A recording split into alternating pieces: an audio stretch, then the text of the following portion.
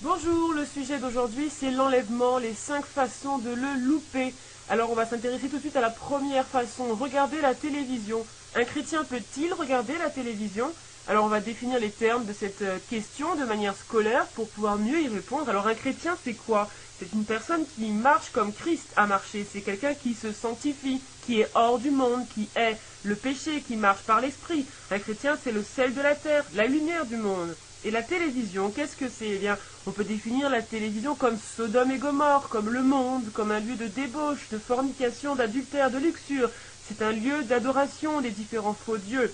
En fait, la télé, c'est le guide pratique pour vivre selon la chair. Alors on trouve à la télé essentiellement des émissions et des films qui font la gloire de Satan, puisqu'ils exaltent la fornication, l'homosexualité, le vol et le mensonge. Alors on va s'arrêter un instant sur donc le cas de la télévision qui nous concerne tous en prenant l'exemple de la série 24 heures chrono, très connue, très populaire.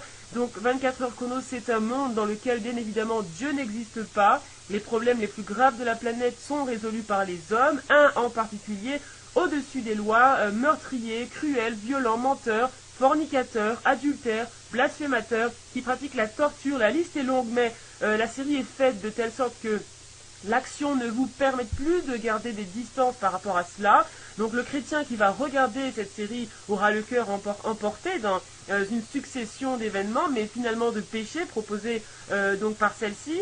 Et il va évoluer dans une atmosphère qui déplaît fortement à Dieu, mais va se dire je ne regarde que pour l'intrigue, qui est certes passionnante, mais en oubliant que le prix de ce divertissement, c'est de fortement déplaire à l'Éternel. Et pourquoi on déplaît à l'Éternel? Qu'est-ce qu'il y a de mal à regarder 24 heures chrono? Eh bien la Bible dit de s'éloigner, d'éloigner nos yeux de l'iniquité, de ne pas toucher à ce qui est impur pour être accueilli par Jésus, de se préserver des souillures du monde, de sortir du monde, de ne pas aimer ce qui est dans le monde, car l'amour du monde est inimitié contre Dieu. Sans compter que Jack Bauer, le héros de cette série, est apparenté à un sauveur pour l'humanité. Alors, les francs-maçons qui contrôlent toute cette industrie cinématographique veulent effacer de la mémoire des gens Dieu. Ils veulent effacer ces commandements, ils recréent un monde où ces commandements n'ont aucune sorte d'importance et ne sont même pas évoqués. Le monde s'en sort très bien sans Dieu dans leur production cinématographique. Il faut savoir que chaque film que ces personnes font est une insulte à la loi divine, même le moins violent, même le plus romantique. Le film Fleur Bleue mettra en scène des personnes qui vivent dans la fornication, mais sans aucune mention de la loi divine, sans culpabilité. Et c'est le but absolu de cette industrie du cinéma. Changer les mœurs, faire oublier toute morale. Et aujourd'hui, ça apparaît d'une façon assez flagrante. La moindre série va mettre en scène des filles avec des décolletés provocants, choquants, et ne deviennent finalement toutes ces séries que des prétextes pour montrer cette impudicité, la faire passer pour quelque chose de naturel. Et on finit par la retrouver dans les rues, dans les écoles et dans les églises.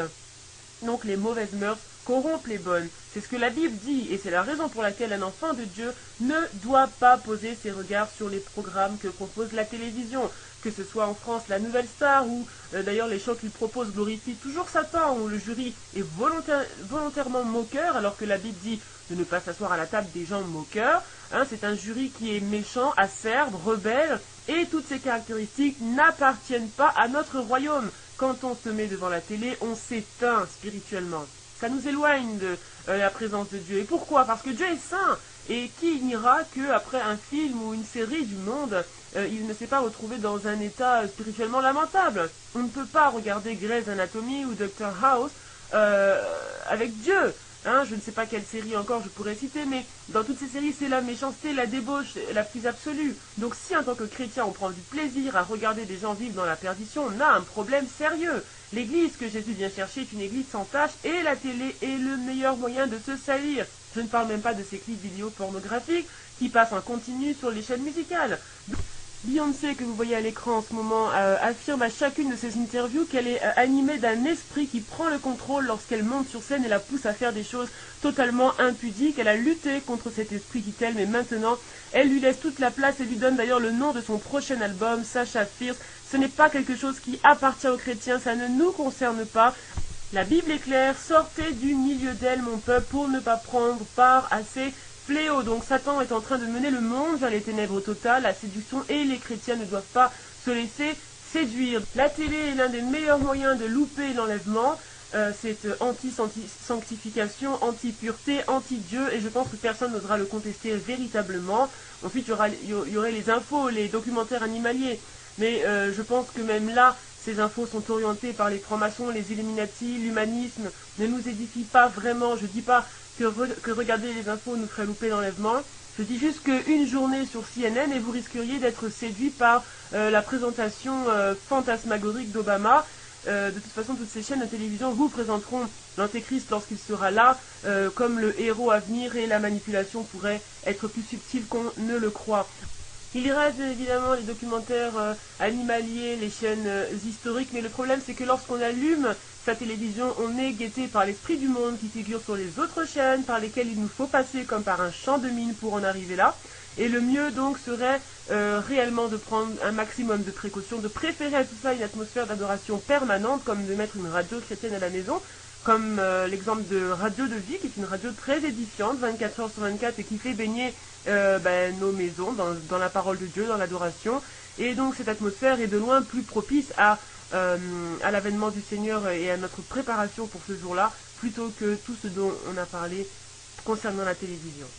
Alors bien sûr, il y a beaucoup de chrétiens qui ne la regardent plus depuis longtemps, d'autres qui vont se remettre en question après cela, mais la télévision est loin d'être la seule façon de louper l'enlèvement. Il y a également la négligence vis-à-vis de la parole de Dieu, c'est un danger qui nous guette en tant que chrétiens.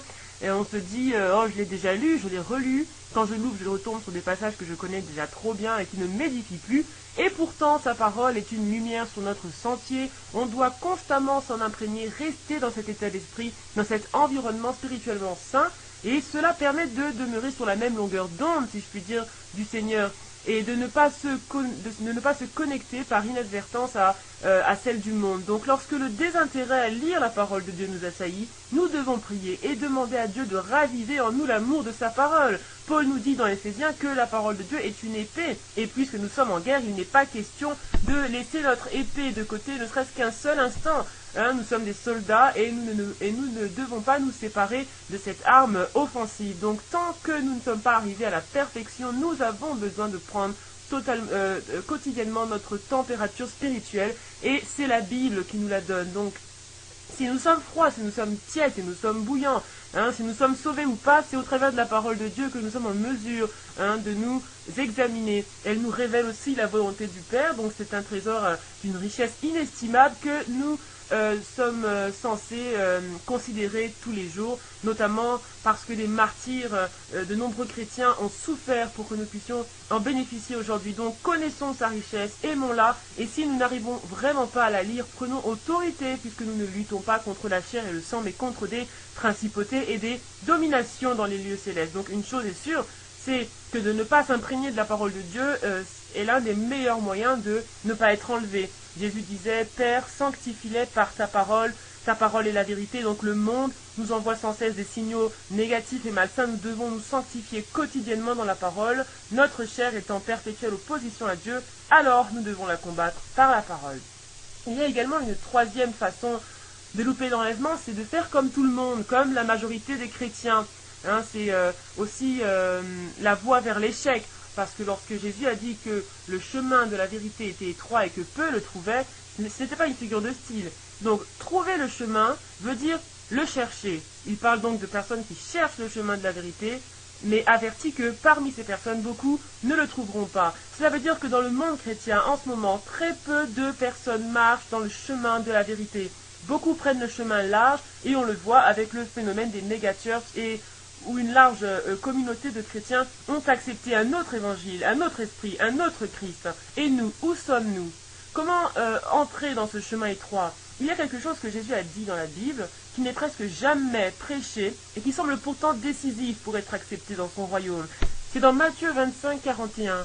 Ensuite il dira à ceux qui seront à sa gauche, « Retirez-vous de moi, maudits, allez dans le feu éternel qui a été préparé pour le diable et pour ses anges, car j'ai eu faim, et vous ne m'avez pas donné à manger, j'ai eu soif, vous ne m'avez pas donné à boire, j'étais étranger, vous ne m'avez pas recueilli, j'étais nu, vous ne m'avez pas vêtu, j'étais malade et en prison, et vous ne m'avez pas visité. » Combien de chrétiens font cela aujourd'hui?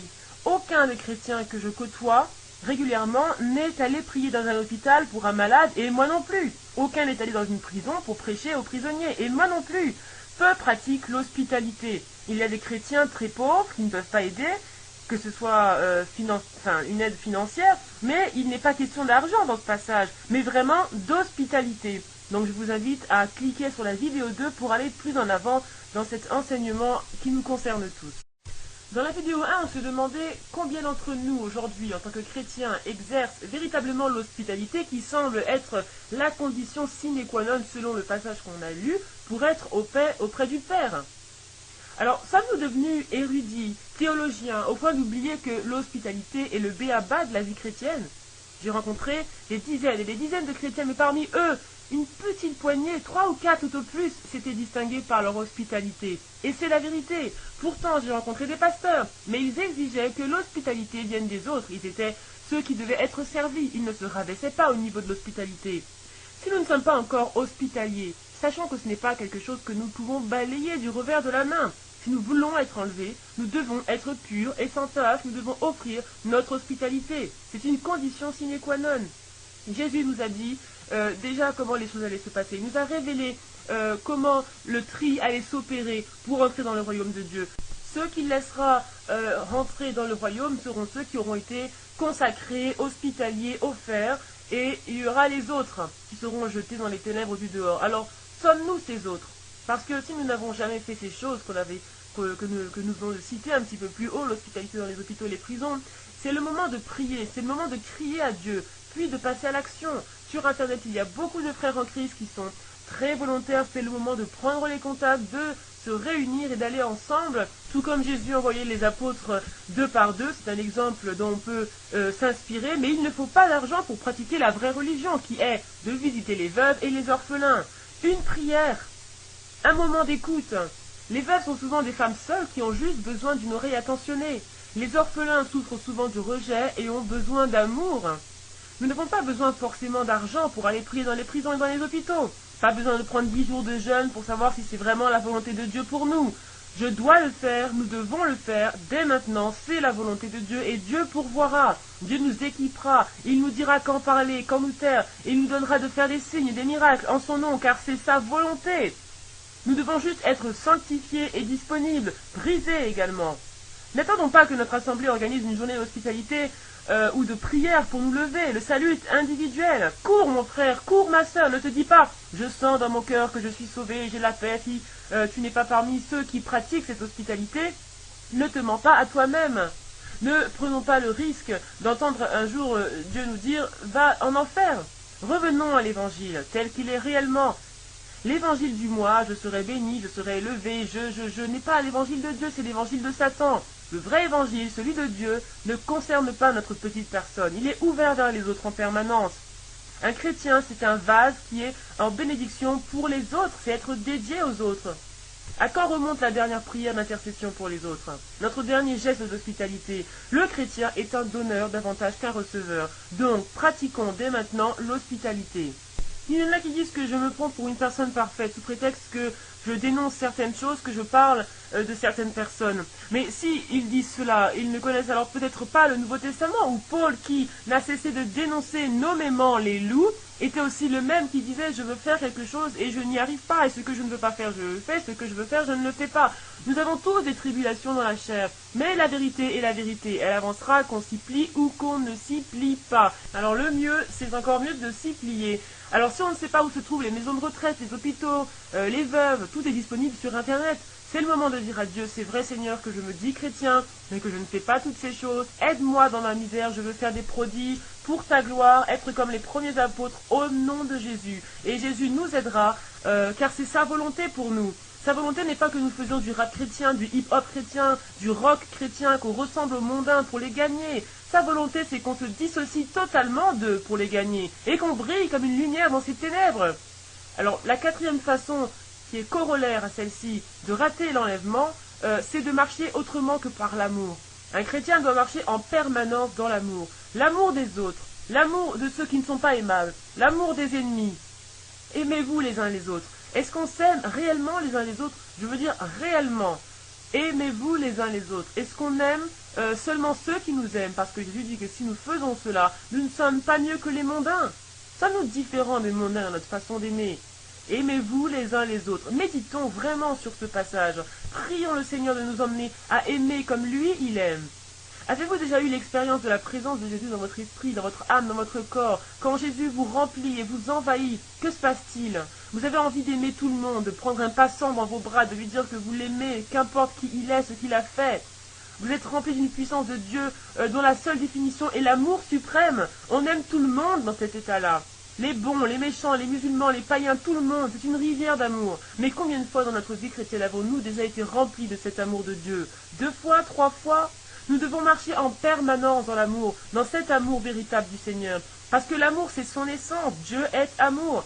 Ce n'est pas qui il est de temps en temps, il l'est en permanence. Donc si nous sommes chrétiens, si nous sommes ses enfants, nous devons être à son image, l'amour. Alors oui, il y a la chair, oui, c'est difficile, c'est exténuant. Mais c'est ce à quoi nous nous sommes appelés si nous avons donné notre vie au Seigneur Jésus-Christ. Si nous nous contentons d'un cœur sec et limité, arrosé de temps en temps d'un peu d'amour, ça ne suffira pas pour aller à la rencontre du Seigneur. La Bible dit qu'il y aura des grincements de dents en enfer, des gens qui ne s'attendaient pas à s'y retrouver, qui se pensaient chrétiens. Peut-être êtes-vous le seul chrétien de votre entourage et les gens vous déifient, vous sacralisent en disant « Oh, toi tu seras sauvé d'office, tu n'es pas comme nous, tu iras au ciel. » Mais ne vous laissez pas séduire. Si vous ne pratiquez pas la parole de Dieu, si vous ne faites pas ce qu'on a énoncé plus haut, c'est le moment de se repentir. Parce que Jésus qui est amour a également dit qu'il jetterait certaines personnes dans les ténèbres du dehors là où les vers ne périssent point.